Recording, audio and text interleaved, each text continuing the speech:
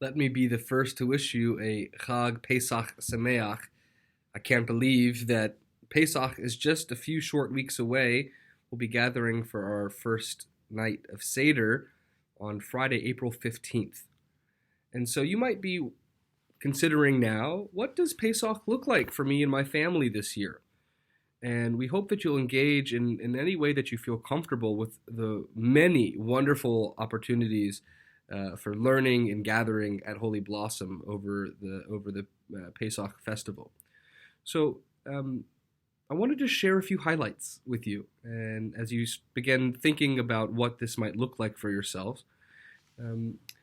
First, the Holy Blossom clergy team has put together a few resources for you to include at your own family Seder.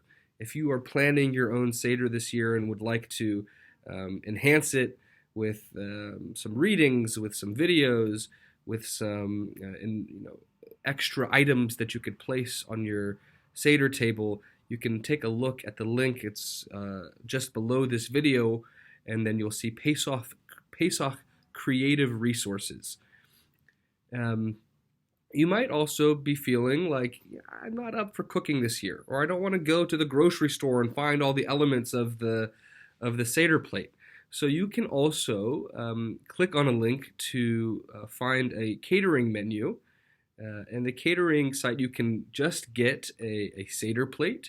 And if you let them know that you're a member of Holy Blossom and you order through this catering company, that Holy Blossom is receiving a 10% kickback. So it's a wonderful way to feed your family and your guests, as well as supporting Holy Blossom. We'll also encourage you to take a look at the Sisterhood Judaica shop, the Women of Holy Blossom Judaica shop, which now has many of their offerings listed online, and we'll encourage you to make an appointment to stop by and come get your needs for Pesach season. And if you are like everyone else in the world trying to figure out how do I navigate these new rules, what does Seder look like, we'll invite you on April 6th to a wonderful panel hosted and sponsored by the Luke Sklar Mental Health Initiative Committee, asking the questions of how should we navigate these new rules of COVID? Specifically, will you be coming to Seder? So, as you know, over the last few years, the answers to some of the questions of where should we go and what's safe and what should we do, and a host of other questions, it's not always so black and white. And so we hope that you feel that you can come to this panel to ask your questions and decide what Pesach might look like for you. There's also a few ways in which you can prepare for Seder, prepare for Pesach.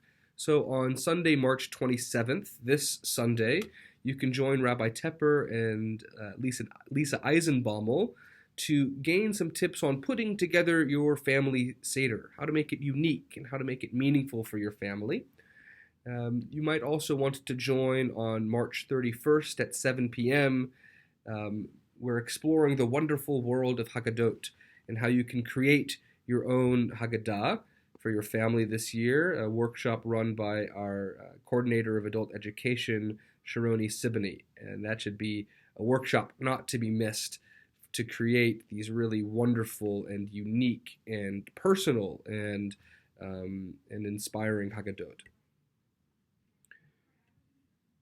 So as there's so many things that are taking place at Holy Blossom, I'll encourage you to explore the link that's below this video.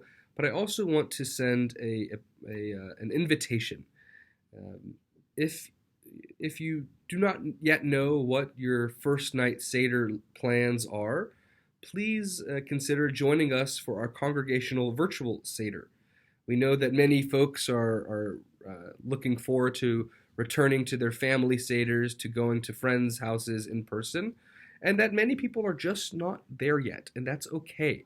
And that's why we have our congregational Seder beginning at 7 p.m.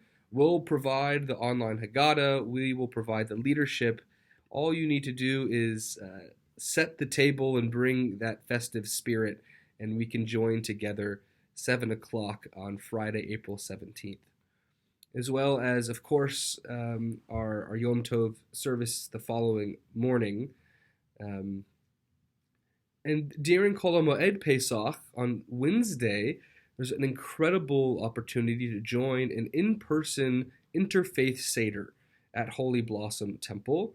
This is being organized by members of committee who have also over many years worked for settling refugees here in Canada. And I believe that we'll have some of the refugees that we've helped settle here in Canada present with us at the Interfaith Seder. So an incredible opportunity to meet folks in our community, to join together for a really meaningful event. And our special thanks to Sheila Smolkin for sponsoring this Seder.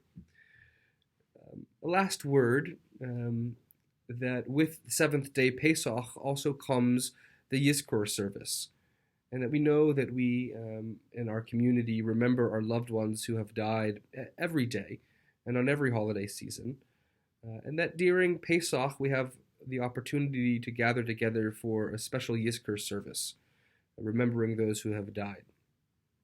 And at the Yizkor service, we also have the opportunity to dedicate memorial plaques around the sanctuary. The walls that line the historic sanctuary are dedicated on Yizkor service days, and it's not too late to purchase a plaque for dedication. And all of the information, again, is at the bottom of the link that is following this video. So Pesach is a season of freedom.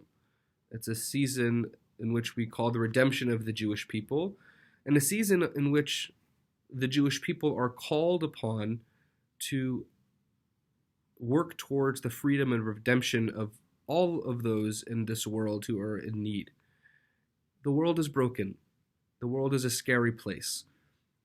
And as we prepare for the Pesach season, let us think of those who are in need, think of how we can include the narratives and the stories of those in Ukraine and the refugee crisis that is stricken our world.